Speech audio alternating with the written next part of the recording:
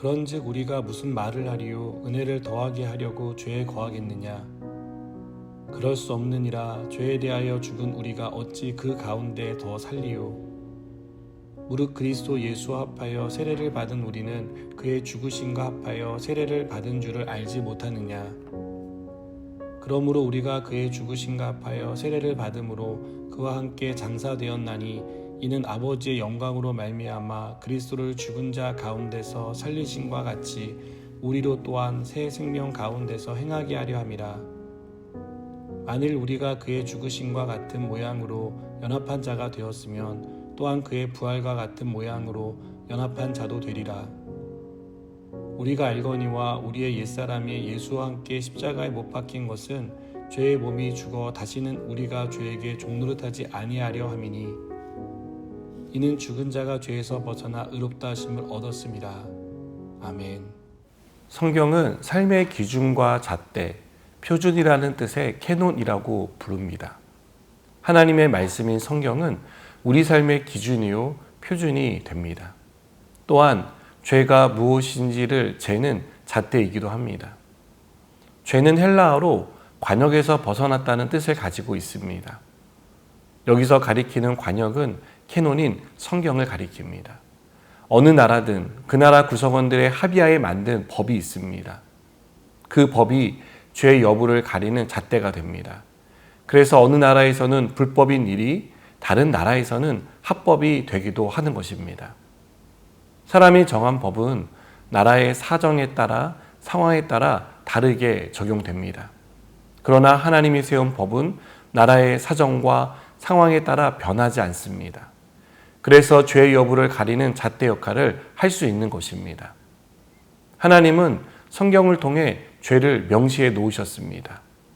하나님이 죄라고 명시한 것을 어기면 그것은 곧 죄를 짓는 것입니다. 하나님의 관역에 꽂혀야 하는데 빗나가기 때문입니다.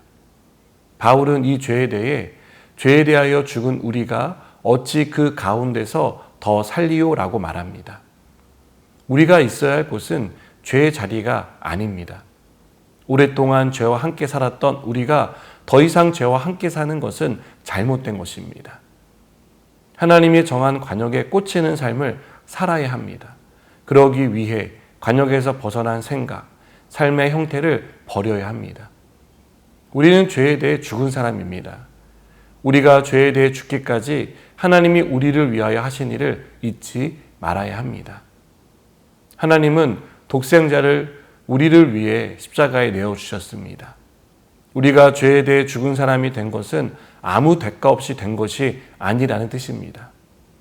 예수님이 십자가에서 우리 죄를 위해 대신 죽으심으로 우리는 죄에 대하여 죽은 사람이 될 수 있었습니다.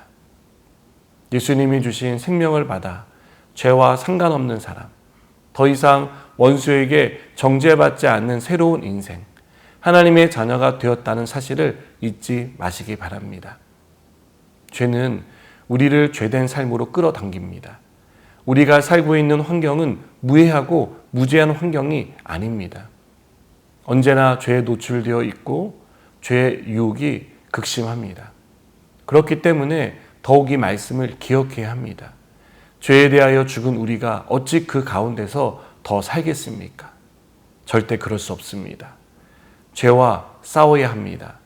죄와 싸우다 실패해서 넘어질 때도 있을 것입니다. 그때 죄 가운데서 건져주시고 회복시켜주시는 하나님의 은혜가 있다는 사실을 잊지 마시기 바랍니다. 우리가 이 은혜를 받기 위해 일부러 죄 가운데 들어갈 필요는 없습니다. 그러나 하나님은 우리를 죄 가운데서 구원하기 위하여 한없는 은혜를 베풀어 주십니다. 우리는 은혜로 구원을 받았고 은혜 안에 살고 있습니다. 그리고 계속 하나님의 은혜 가운데 살아가야 합니다.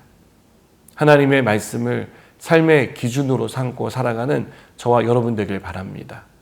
사람들이 죄를 보는 잣대가 아닌 하나님께서 말씀하시는 죄가 무엇인지를 명심하고 그 잣대를 통해 우리가 우리의 삶을 돌아보는 복된 사람이 되기를 축복합니다. 기도하시겠습니다. 주님, 우리가 죄 가운데 들어가지 않기 원합니다. 죄의 유혹을 끊어내게 하시고 오직 말씀 가운데 살아가는 하나님의 사람 되게 해 주시옵소서. 예수님의 이름으로 기도드립니다. 아멘.